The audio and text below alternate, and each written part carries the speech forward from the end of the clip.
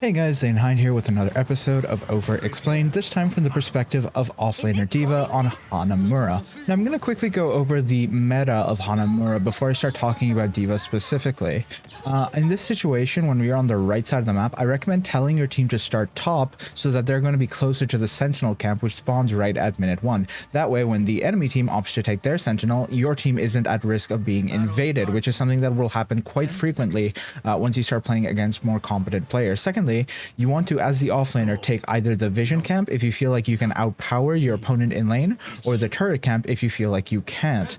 And in either situation where you miss one of these two camps, ideally your team will rotate in to take the other camp, and at that point in time you'll have all three camps taken. You can consider Hanamura to be a 3-lane map, right? Lane 1, lane 2, and then lane 3 is all of these mercenaries in this area here.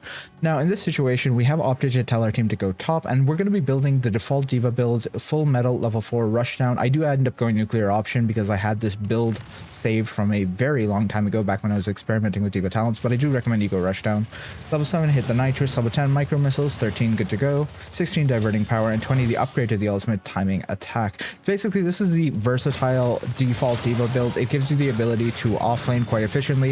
It gives you utility and teamfight in the lifesteal, which allows you to top off your bar, and it really just gives you all around a lot of utility as a teamfight hero in terms of your W being more powerful, having a wider area, affecting more of the game. Right here, the enemy Murden does end up inting to the towers. Not quite sure what was going on there. He might have been lagging. He might have just been AFK. Whatever, we'll take it. You can see the same thing happening on the top side. Our team is taking massive damage while they run into these walls and pretty much just pound them down. Stukov is going to be able to heal us on up, but we were quite low there for a short period of time. And another thing about the D.Va that I would like to remark on is just effective W usage is based around your opponent's burst damage and recognizing when that burst damage is about to come out, and then just chucking that W on your teammates so that any melee heroes aren't able to do their full potential. And versus range heroes, it's a little bit more difficult to get that value because they do tend to sit further away from you until 16, that is, where you get that massive AoE W that really affects the entire battlefield and allows you to reduce everything in sight. And here's another specialty of D.Va, and that is pushing. She's a fantastic push hero, given that you have those split auto attacks that can hit the entire wall at the same time and heal you. That's a lot of value from just auto attacking, and just auto attacking tends to be your kind of your default spell, if you want to think about it like that. And you want to use that spell off cooldown, i.e. the period of your auto attack, to refresh whenever possible. And with a moving and attacking hero like D.Va, you can obviously use that significantly more than any other hero. And this is one of the reasons why she's so efficient in the double soak game and why she's so good in the game in general. Right here we do see the enemy Chen pushing into us. I'm just going to fast forward through the early game. I have explained the basics of the meta on Hanamura, and once you break that down, we start talking about the second rotation when these mercenary camps come back up. Unfortunately, the meta wasn't followed correctly this game because we ended up just shoving top to high heaven. So we don't end up picking up our turret camp, and we only end up picking one of the vision camps, and that is actually for the left side team, not for my team. My team hasn't even taken our recon camp because they spent this entire time shoving down this fort, which is fine. This is a good alternative play on Hanamura. It's acceptable to just shove and end up missing your mercenary camps, but ideally you would have sent one of these 4 heroes off to do mercenaries and had the other 3 push by themselves. One of the self-healing healers such as Zul'jin potentially could have done that. At this point in time, we do have a full bomb charge. We are getting ganked by the Zeratul right here, but we are able to trade very efficiently into him because he's tanking the minion wave. But the second you see 2 heroes, that's a little bit too much for us to deal with. So we're going to proc our bomb basically to use it as a second health bar, and then we're going to run and do our mercenary camps. This is going to be our first turret of the game. And again, you can think of it as 3 lanes of soak: the bottom lane, the top lane, and the third lane is the mercenaries. It's very important that you soak the mercenaries. And you soak the mercenaries, obviously, by clearing the camps. Trading the recon camp back and forth, for example, is a fantastic way to generate EXP, even if both teams end up getting it. If you're ahead, such as we are in this position, that is a net positive for you. We are about a level up here to 7s already in the early game, just from that push, just from that little bit of trickle EXP from these towers, from the kill EXP from that Murden, and potentially from the enemy team having missed a few minions. Now right here, we're going to get the fantastic big shot to finish off the enemy Zeratul. Good play right there. And then we're going to fast forward on up to the top lane where my D.Va is going to go. We are just going to clear this lane out very quickly, very efficiently. Up to Q into the Chen the way I would if I had rushdown at 4, but I don't, so that's more of a useless habit than anything else. And then we're just going to mosey on out of here, start looking at our team, see what's going on. If I had my level 10 here, I would look for the dismounts, and I do want to take that camp, but unfortunately my team hasn't rotated quickly enough, and I have a wave crashing top, so I need to return to that pretty quick. We're just going to heal ourselves off the backline minions and then off the front line. I see the enemy Zeratul come in. I get out of dodge because I do not want to take a 2v1 fight. That is not in my favor. I'm likely to waste my bomb again, and I don't think I'm going to get the kill. However, this is a tech you can do on Hanamura, and that is if the enemy hasn't yet capped a camp, you can steal it at the last possible second. And this basically allows you to get an entire XP camp worth of EXP for free. That's just an extra vision camp for you, basically. And it's a fun little tech you can use from time to time when you feel like you get the invade correctly.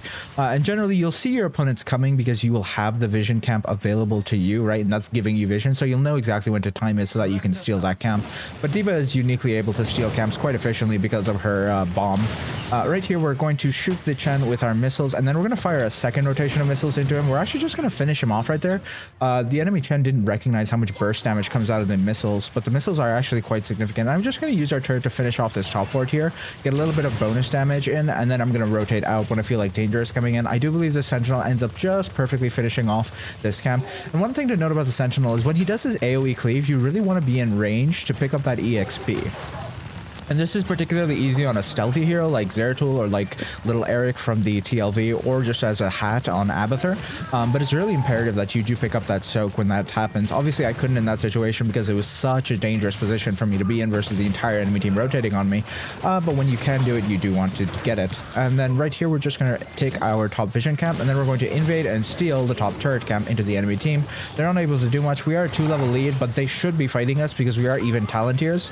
But they don't really find anything initially, and then I'm just going to chase here with my missiles, keep the Murden dismounted and harassed, and then we end up wasting both of our turrets fighting with the enemy team, thinking that they're going to engage very hard, because they really should have engaged very hard. This is their only even talent fight so far in this game. It's really imperative that they take it, but they're just kind of stalling and wandering around in circles rather than doing anything useful. I am allowed to criticize SL players, right? Or am I being too mean? Probably being too mean. Anyway, fast forward on. At this point in time, we are a full level and a half up, going up to 12, and the opponent is just barely reaching 11. We are going to shove the Murden off, and we're just going to opt to push this relatively useless objective. Hanamura's objective sucks. It's the same problem as Volskaya, where it's just incredibly underpowered, and the dev team is fine with it being incredibly underpowered. I'd recommend you guys bring your own win condition to this map, such as a Greymane or a Sonya, something that can punch the core and punch buildings very hard, because the objective is not going to do very much for you. Even if you do cap every single one, you are not necessarily going to be significantly ahead because of that.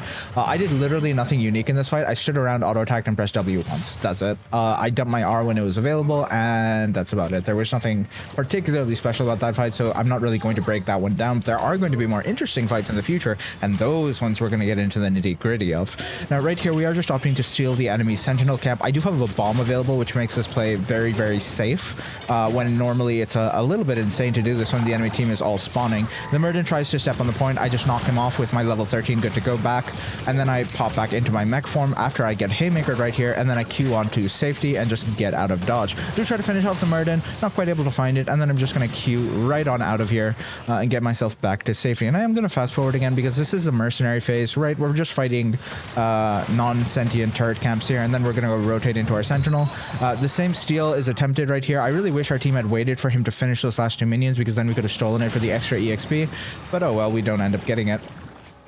Right here, we're just going to opt to take our Sentinel camp again.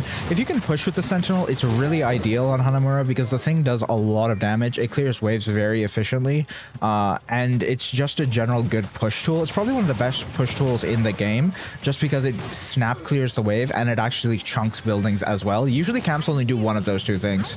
Usually they will chunk things or they will punch the building. They will not do both. Right there, the Lucio gets the Unstoppable. We try to interrupt the Unstoppable with the Q, which does have a stun because of our level 7 talent. We're not quite able to find it. That's one useful thing you can do on D.Va. If you ever watch Nasmus playing D.Va, you will note that he uses his Q to harass the backline and then will rotate out, and then he'll wait for his Q to come back up, and then he'll do the exact same thing, harass the backline, rotate out.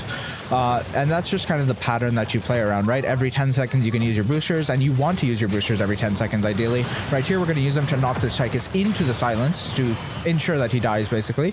And then we're going to finish up with this keep on the top side. Great, we picked up a keep. deep, but we're not going to be able to push much further unless we get kills. So I do opt to rotate to the bottom side right here. This Zeratul tries to 1v1 me. I put my W on him and then I pop my bomb. Again, we can just use the bomb as an HP bar, and in order to keep yourself alive, that's a perfectly fine use of your bomb, as long as you're not wasting your HP bar to begin with on something unnecessary like a bad trade. Right there, I don't know if it was a bad trade per se by keeping the Zeratul occupied. I do think it was kind of worth my time, but I definitely could see the argument either way. I do like shoot the Sentinel here kind of pointlessly, and I end up getting demeched by the Muradin, which is quite dangerous for me. I pop my W and then my Q to run away, and I pray that my Zul'jin gets out. I don't want him to die for my mistakes, but I do believe he is going to die for my mistakes. We do end up getting a kill there on the Li Ming, and then the Zeratul dies to the Zul'jin, who then dies to the Zeratul. I get the dismount with the tail end right there onto the Muradin, just to protect my Li Ming, who is running away topside. And then I'm just going to sit here and basically wait for my mech to come back. I am going to shoot this camp. We'll fast forward to that very quickly. And then we are going to rotate back into our Sentinel camp. You can see what I mean by this is a 3-lane map. We are really playing the third lane as hard as we can this game. And that's really what's enabling us to go to this EXP advantage where we're a full 2 levels up, right? And we've got the 16 talent tier advantage, so we can push this objective, this useless objective.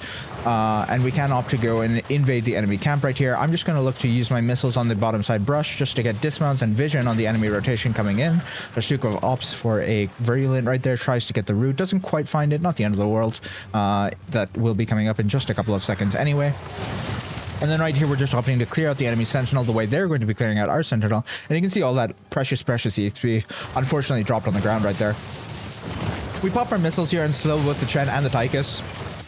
Now, at this point in the time, the fight is a little bit of a cluster truck, so let's focus on our priorities. Number one, we want to keep our team alive.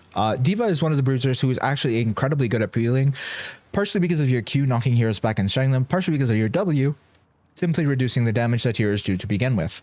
We really want to keep our Stukov and our Li Ming on the backside alive if possible, and secondly, we want to look to use our Q to interrupt Chen's ultimate or to potentially prevent Lucio from getting his ultimate off, if possible. So I am going to Q backwards here, and I'm just going to pop my W on my entire team, and that's just going to prevent them from taking any damage from that Zeratul. And that's what I really mean when I say that D.Va is a very, very defensive-natured hero. She's incredibly good at protecting her allies just because of that 16W and because of her boosters opting that micro stun to push heroes off your backline. Right here, Chen is going to opt to go into his Panda Pals mode, and we are going to heal a crap ton off of that.